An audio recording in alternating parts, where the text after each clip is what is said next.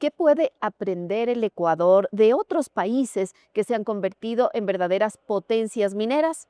De eso hablaremos en unos segundos con nuestro invitado especial de este día.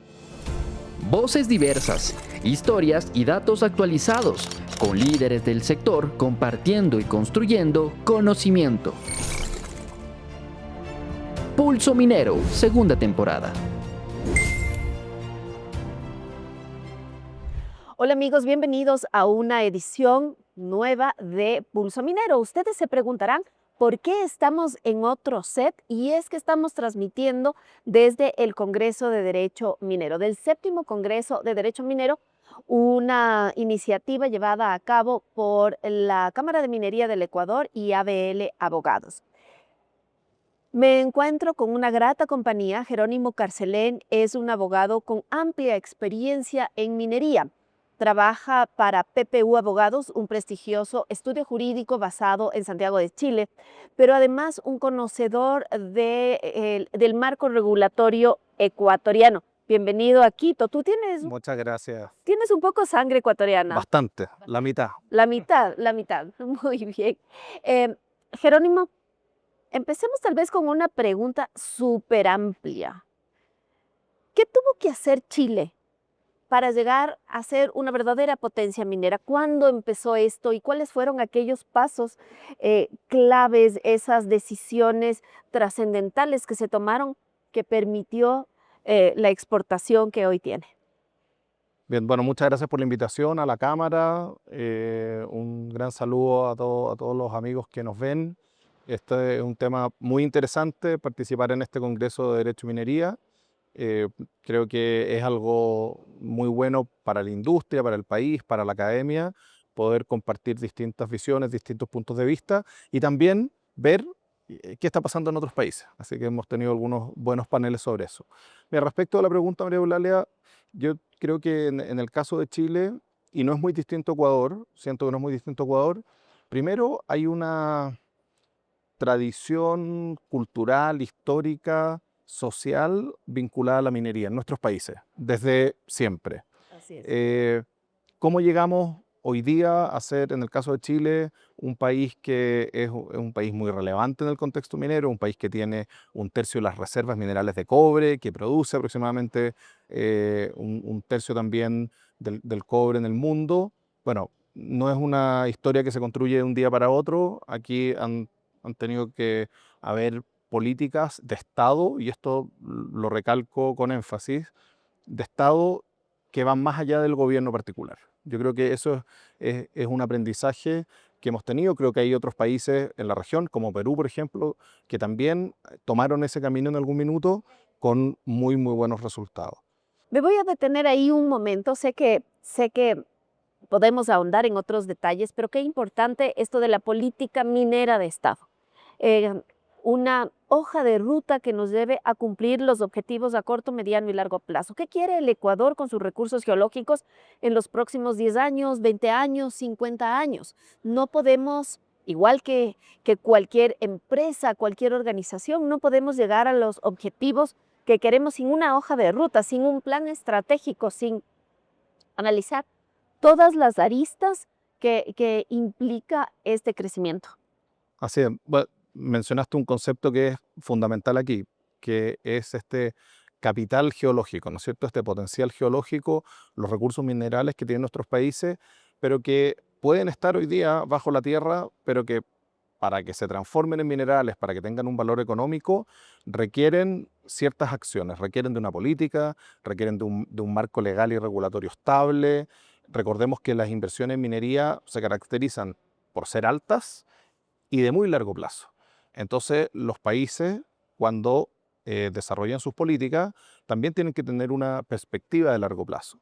Eso quiere decir entregar ciertas certezas jurídicas al inversionista, también tener, evidentemente, buenos instrumentos para la gestión ambiental, para la protección, digamos, de la naturaleza, buenos mecanismos y transparentes y buenos mecanismos para la distribución de los recursos que se reciben por la minería. La repartición de la riqueza, pago de Hoy regalías. día dentro de las políticas mineras están incluyendo otros temas, como por ejemplo qué pasa después. O sea, los países que están actualizando sus políticas mineras ya están incluyendo la posminería. Es decir, ¿qué hacemos cuando un yacimiento determinado, que ha sido un sustento económico de una región completa, de pueblos, de dinámicas económicas locales, termine?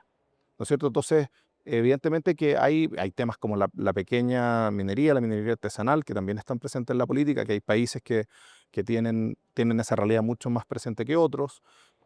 Hoy día hablamos de minerales críticos. En este mismo momento. Las potencias están tras estos minerales, se están definiendo políticas, hay países que ya han tomado decisiones respecto de qué tratamiento darle a estos minerales críticos, cómo definir cuándo es un mineral es crítico para un cierto país. Entonces, la política no es no es un texto, ¿no es cierto?, que se escribe y que lo volvemos a revisar en 15 años más. Es un texto que va asumiendo la realidad, ¿no es cierto? Como decías tú, tiene que tener acciones de corto, mediano y largo plazo, pero que también tiene que ir involucrando los distintos gobiernos y por eso tiene que ser una política de Estado. Hay una palabra compuesta que quiero resaltar: largo plazo. El largo plazo tiene que entender el gobierno, tiene que entender los tomadores de decisión, las autoridades tributarias, por ejemplo. También aquí nos enfrentamos a una realidad, y es que países como el Ecuador, que se encuentran a veces en crisis financiera, ah, pueden las autoridades tributarias, por ejemplo, pues en medio de una crisis, regresar a ver al sector minero y decir: necesito recaudar, ¿no? Pero plata para hoy, hambre para mañana. Una de las dificultades habituales, a propósito de lo que tú señalas, María Eulalia, es que esta es una industria que es cíclica, ¿no es cierto? Entonces, cuando los precios están altos, evidentemente va a haber una tentación, ¿no es cierto?, de una autoridad tributaria de poder recaudar más. Existen mecanismos para que hayan ajustes también. Pero la foto no hay que sacarla solo en ese minuto ni cuando el ciclo está alto. Hay que sacarla considerando todo lo que se invirtió para llegar a que esa mina entre en producción y también cuando esa mina ha tenido que funcionar con precios más bajos en un ciclo no tan favorable y que probablemente los márgenes o han sido mucho menores o quizás no han habido, ¿no es cierto? Entonces, el ciclo alto de alguna manera tiene que compensar, ¿no es cierto?, esas pérdidas del ciclo bajo, pero de nuevo, lo importante es que la foto que uno saca no sea solo de ese momento, sino que de un periodo largo que te permita evaluar correctamente la decisión que estás tomando. Voy a poner un ejemplo. Es como si a nosotros, quienes recibimos un sueldo, eh, evaluaran nuestra economía por el día que recibimos el sueldo. Eso sería una realidad, y otra muy distinta, el último día de ese sueldo, ¿no es cierto? Por una parte. Por otra parte, los mismos mecanismos, tú ya bien lo has dicho, tienen factores de ajuste. Es decir, si es que sube el precio de ese commodity, sube la recaudación, pero el porcentaje de recaudación, pero eso no significa que se generen nuevos impuestos, y mucho menos impuestos o tasas venidas de la nada. O sea, mirar, digamos, la rentabilidad de un negocio o la utilidad de un proyecto minero en relación solo del precio es una mirada errónea, porque tú tienes, y hay literatura sobre esto, muchas veces los precios están altos y se sostienen altos también porque los costos están altos. Entonces, más que los precios, hay que identificar cuál es la utilidad que están teniendo los proyectos. Y efectivamente hay países que en sus sistemas impositivos han establecido ciertos mecanismos de ajuste para, en el momento en que existan mayores utilidades, efectivamente puedan hacer una contribución mayor al Estado, pero también exista algún alivio cuando estén en la parte baja del ciclo. Volvamos a la historia. ¿Qué hechos fundamentales a lo largo de la historia chilena permitieron, sí, llegar a esta política de Estado que finalmente empujó el tren Bueno, para no ir tan atrás en la historia, yo diría que hay algunos hitos, objetivos, digamos, de la historia que empiezan a configurar la industria minera en Chile tal como la conocemos hoy, ¿ya? En los años 60 existe un proceso de lo que se llamó la chilenización del cobre, que después dio paso a la nacionalización del cobre, que eran proyectos desarrollados por compañías extranjeras desde principios del siglo pasado. Las minas más antiguas de Codelco son de 1905 y siguen operando. Entonces, esos proyectos después quedan consolidados en Codelco, que se forma como empresa estatal minera a mediados de los 70. Ahí tenemos un hecho objetivo que te determina esta empresa estatal con proyectos muy significativos de gran escala. Después diría que otro hito interesante, y a propósito de que estamos en un Congreso de Derecho de Minería, con la Constitución de 1980 y el nuevo Código de Minería de 1983, se establece un marco legal para la minería. Y es un marco legal que tiene algunas características que son muy favorables para la atracción de la inversión. Esto además estaba acompañado de lo que en Chile se conocía como el Decreto Ley 600, que era el Estatuto de la Inversión Extranjera, que también entregaba ciertas garantías. Estábamos en una época donde no era fácil atraer inversionistas. Teníamos un gobierno militar, una dictadura.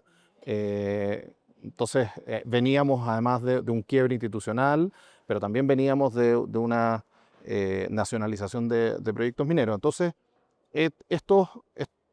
digamos, este marco regulatorio se muestra favorable, muy estable. La verdad que ha sido estable en el tiempo. Lo mencionaba hoy día en el panel, el Código de Minería ha tenido una reforma muy acotada por ahí a principios de los 90 o finales de los 80, y después una hace 3 años que es un poquito más sustantiva. Pero siempre en la misma dinámica de poder ofrecer con certeza jurídica, baja discrecionalidad administrativa, que son elementos importantes para el inversionista. Aquí yo quiero hacer unas puntualizaciones. Si es que un código de minería que data del año 83 sigue funcionando para 2021, es que estuvo hecho bien desde el principio. Y creo que has dicho algo importantísimo y es la poca discrecionalidad. Esas discrecionalidades, esas zonas grises, esas ambigüedades en la normativa son la puerta de entrada de un montón de acciones legales, pero además hace que la misma norma no se mantenga en el tiempo, porque finalmente la norma es para evitar problemas, pero cuando ves que la norma genera un montón de problemas, es porque no está funcionando. El Código de Minería, como decía, como tal funcionó. Esta reforma que se hizo hace 3 años tiene que ver con una asignación, con la posibilidad de dinamizar el mercado para que se puedan asignar nuevas áreas, porque había poca superficie ya disponible en las zonas mineras. Y eso tenía que ver con varios factores. Uno de ellos es que no había mucho seguimiento o no había obligación de reportabilidad de los trabajos mineros que hacían los titulares de concesiones. Teníamos una patente minera, el equivalente a la tasa acá, que era bajo. Entonces, bueno, esta reforma lo que hizo fue subir, estableció una alza progresiva según los años, estableció ciertos beneficios para fijar esa tasa cuando tú acreditas que has realizado labores mineras en tu concesión. Y el efecto es que muchas empresas, muchos titulares de concesiones mineras han ido liberando zonas para ser más eficiente también tanto en las actividades como en su inversión en exploración, como en el pago de la patente. Y eso efectivamente ha permitido cumplir ese objetivo de liberar áreas. Pero ha sido muy acotado eso. Entonces, efectivamente, es un código que ha funcionado bien, que tiene poca discrecionalidad, en una cosa que es muy excepcional si uno compara las legislaciones mineras en general en el mundo. Las concesiones las otorga un juez, no la autoridad administrativa, y aquí es la realidad de cada país, porque yo siempre digo, estas no son recetas que tú la copias exacto en otro país y te funciona. Hay países donde el Poder Judicial tiene problemas de corrupción o de alta, digamos, discrecionalidad administrativa, discrecionalidad, y quizás no podría funcionar el sistema. En el caso de Chile funcionó, ha sido un sistema ordenado, y yo te diría que eso, como decía, fue uno de los hitos que permite construir esto, que permitió que se otorgaran muchas concesiones, que se recibiera inversión, especialmente en exploración, y este es un tema que yo creo que es súper importante conversar, y después, eso ya estamos en la década, digamos, de los 80, y se produce algo muy interesante desde el punto de vista del análisis que estamos haciendo de los hitos de la historia para la industria minera. El año 90 se recupera la democracia, termina la dictadura militar, vienen gobiernos democráticos que mantienen la política de Estado respecto, bueno, no solo de la minería, sino que de muchos aspectos de la economía, y ese fue un factor de confianza para el inversionista súper grande. Es decir, quizás incomodidad que pueden tener algunos de invertir en un país que no tenía una democracia plena y que ahora tenía recursos minerales identificados, que tenía un buen marco legal, que tenía una institucionalidad que funcionaba y que estaba bajo gobiernos democráticos. Y eso significó un alza en la inversión en minería muy grande y nos permitió desarrollar en los años 90 grandes proyectos mineros. Siempre me he preguntado cómo ha conseguido, en este caso Codelco, una empresa nacional, mantener la capacidad de producción, un tercio del cobre que tiene el mundo viene de Chile, en gran parte de la estatal Codelco, cuando, por ejemplo, en nuestro país vemos que estos modelos estatistas relacionados con, con sectores extractivos no han funcionado, son ineficientes, generalmente foco de corrupción, y bueno, tampoco tienen una musculatura financiera como para invertir en tecnología de punta. ¿Qué hicieron ustedes para que funcione?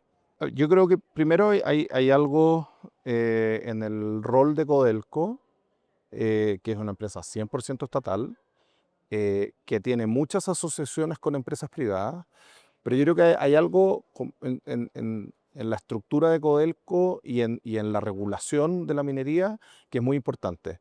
Codelco opera como cualquier otro actor. Es decir, no tiene una preferencia, no paga menos, no. Si Codelco solicita una concesión minera en este régimen que estamos hablando de baja discrecionalidad y otra empresa que es privada lo hizo antes y finalmente, de acuerdo a las normas del código, va a tener una preferencia para constituir la concesión, esa otra empresa y no Codelco, esa otra empresa va a recibir la concesión minera y no Codelco. Entonces, creo que eso es un punto de partida muy importante. Otra cosa que, y esto viene desde que se formó Codelco, tiene profesionales de altísimo nivel. Y si tú ves hoy día los líderes o varios de los líderes de las grandes empresas privadas en Chile, en algún minuto de su vida pasaron por Codelco. O sea, ha sido también escuela. Y yo sé que hay algunas críticas a su gestión, pero tiene que ver con su eficiencia, ¿no es cierto? Pero un cambio que se hizo muy importante debe haber sido el año 2009, 2008, cuando Chile ingresa a la OECD. Uno de las observaciones que hizo la OECD respecto, digamos, de la economía chilena era que Codelco tenía un directorio con, eh, con la participación de ministros, ¿ya?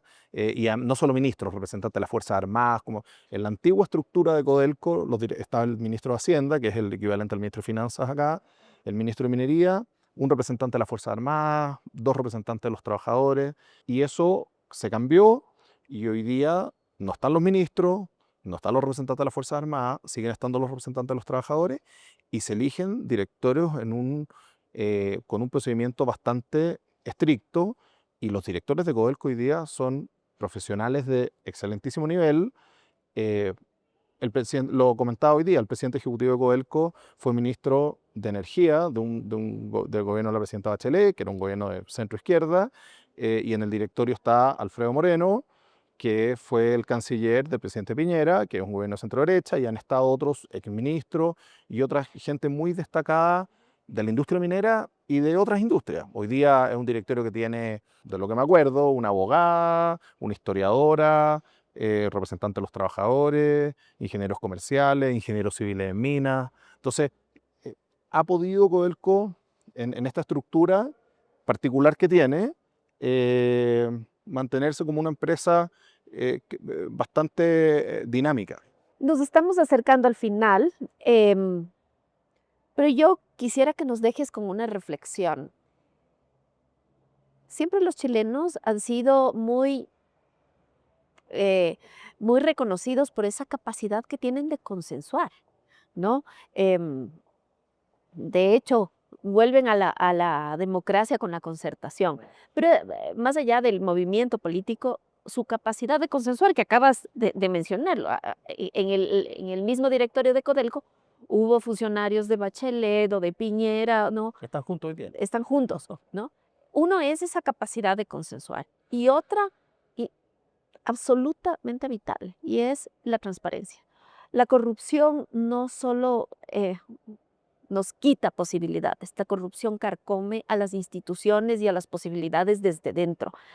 Tal vez una reflexión sobre estas dos características que veo que ustedes tienen, transparencia y la capacidad de consensuar. Mira, respecto a la capacidad de consensuar, efectivamente ha sido una característica, esta es una opinión muy personal, yo creo que es una virtud que nace del dolor, digamos, de haber estado en un país con dictadura larga, con muchos problemas, con gente que lo pasó muy mal, y en algún minuto, cuando viene este nuevo ciclo, creo que hubo una madurez política y de los políticos de ese minuto, de ambos lados, digamos, los que estaban en el gobierno con quienes llegaban, para ponerse de acuerdo en algunas cosas básicas. Y eso se ha mantenido bastante. Y una de esas cosas básicas fue la Te minería. voy a dar esto es una anécdota, no sé si está confirmado, yo no participo en la decisión, pero lo que se escucha en estos días en Santiago es que en PIDAC, que es en un mes más, que es 10 días antes de que asuma el nuevo gobierno, es probable que esté la ministra actual y que vaya junto con el ministro que va a asumir el día 11 de marzo.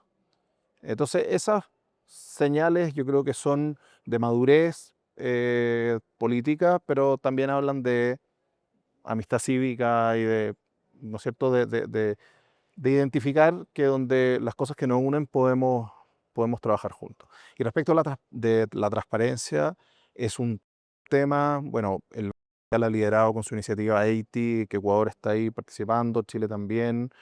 Un país que se ufanaba mucho, ¿no es cierto?, de que no tenía casos de corrupción. Ya tenemos varios, ha sido duro, un trabajo permanente, pero efectivamente la transparencia te permite, digamos, bajar ese riesgo y creo que respecto para la industria minera también, la opacidad respecto de cómo se distribuyen, por ejemplo, las utilidades, cómo esa renta minera que recibe el Estado después efectivamente genera beneficios, todo eso debe ser transparente y eso es bueno para las comunidades, es bueno para la industria, es bueno para el Estado en definitiva.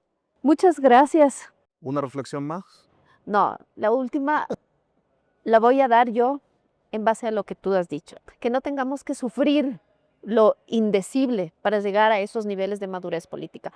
Que no tengamos que ser un país arrasado por la corrupción o por la pobreza para entender que consensuar y ser transparentes es vital, no solo para que se desarrolle la minería, para que se desarrolle este país tan maravilloso. Y con respecto a minería, creo que el Ecuador tiene mucho que aprender de sus hermanos mayores. Ustedes son el hermano mayor en minería, en términos mineros de la región. Así es que muchas gracias Jerónimo por este espacio, por tu conocimiento y por todo tu aporte en el 7º Congreso de Derecho Muchas Minero. gracias a ustedes, muchas gracias a quienes nos acompañan. Ha sido un honor para mí participar. Siempre es desafiante, estimulante estar en estas discusiones y también contribuir con un pequeño grano de arena a que este lindo país pueda desarrollar su industria de una manera virtuosa. Que así sea. Bien. A ustedes muchas gracias y nos veremos en un siguiente capítulo de Pulso Minero.